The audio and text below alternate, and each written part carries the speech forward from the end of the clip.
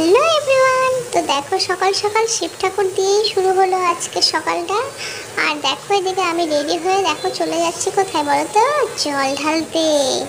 এই দেখো চলে আসলাম ঠাকুর ঘরে। আর ঠাকুর ঘরে আসার পরে দেখো ওং নমঃ শিবায় ওং নমঃ শিবায় বলে আমি জল ঢালছি। জল ঢালার পরে এখানে বেলপাতা দিয়ে ঠাকুরকে দিচ্ছি। তারপরে দেখো এখানে একটা মোম ঘোরাচ্ছি। মোম ঘোরানোর পরে তারপরে আমি তোমাদেরকে আমাদের ঠাকুর ঘরটা তোমাকে দেখাবো। এই দেখো শিবশম্ভু, তারপরে আমাদের এই যে গোপু সোনা, তারপরে সব ধরনের ঠাকুরই আমাদের ঘরে আছে। তারপরে আমি চলে গেলাম তুলসী তলায় জল দিতে। তারপর তুলসী তলায় জল দেওয়াও হয়ে গেল। আর হায় হায় মহাদেব।